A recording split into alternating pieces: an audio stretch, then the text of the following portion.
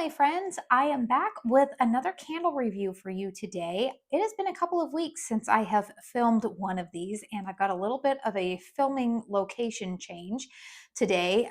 My family, at the time that I'm filming this, is still home during their Christmas break, and there's a lot going on inside of the house. So I am taking advantage of the 75-degree weather today, and I decided to go ahead and film this review from my back patio. I hope you guys don't mind a little bit of a location change. But back to the review. Today we are talking about Kringle Candle Reserve Speakeasy. Now, this candle I did purchase with my own money. I am a brand ambassador. Sometimes I receive PR from the brand, but this is a candle that I did decide to purchase. I did not receive it in PR. So let's go ahead and talk about this one. This is one of their standard 2-wick, 100% soy. I believe they are 22 ounces of wax. We've got this kind of translucent black jar that is synonymous with the Reserve brand. We have fragrance notes on this candle of top notes of wood smoke, spice, mid notes of tobacco, oak moss, base notes of bourbon, vanilla, and amber. The pour date of the candle that I am reviewing is October 15th, 2024. So what is my nose detecting?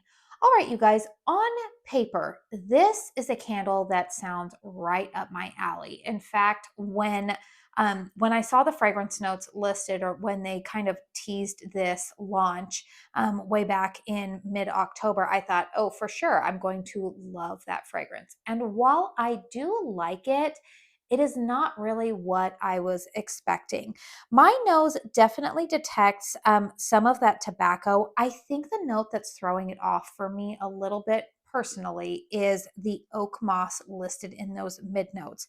I do smell a little bit of spice. I get some wood smoke, but this is not like a smoky type of candle. The base notes of bourbon, vanilla, and amber, yes, are definitely there. And I would say that they're definitely base notes because as this candle burns longer, the amber note that comes out in here, I think when it mixes with the oak moss note, I like this candle when it is initially burning. However, when I have it burning longer than 2 hours, the fragrance starts to change to my nose and it starts to smell slightly acidic to a point that I don't, and I'm not talking acidic like you would get from a citrus scent. I'm talking about acidic like it's not cat urine, but there is something about it that like I don't like it. There's something about it that changes after about 2 hours that I don't really like this fragrance profile. Um, like I said, I think it is the oak moss. I do smell bourbon, vanilla, amber, definitely in those base notes. Wood smoke, slight smokiness, like I said, spice, maybe a hint of it, but it's not like your like spicy gourmand fragrances that you would smell spice in. It's definitely a boozy fragrance, not as boozy as say their smoke and oak or I'm trying to think of some other like boozy fragrances that Kringle has done. I never tried Manhattan. Maybe not even as boozy as like the new oh, what is it? I want to call it Champagne Bliss. I think that's what it's called. Not even as boozy as that fragrance. But yeah, you guys, the fragrance itself is not one that I am particularly loving. The tobacco note in the middle, maybe mixed with the amber, which is very interesting because, like I said, I typically like tobacco fragrances. I like fragrances that have amber. I like fragrances that have bourbon in it. But for whatever reason, this combination is just not hitting the spot for me when it comes to some of the maybe like boozy, slightly masculine fragrances. My preference in the Kringle lineup is still going to be, I'm going to default and to Smoke and Oak or the Skull and Sonnet that came out during the Halloween collection. This fragrance is just not really doing it for me. Let's go ahead and talk about the performance because the performance is still quite good for me on this one. You can see that the flames are burning quite well. I haven't had to really, I mean, I do trim my wicks, but these are not developing excess carbon like those carbon balls. This one's been a pretty good burner for me. We've got that nice wax pool. It pools out pretty quickly and evenly for me. Strength and throw on this candle. Strength, I would give about a 7, but the projection is quite good. It's been about an 8 for me in my home.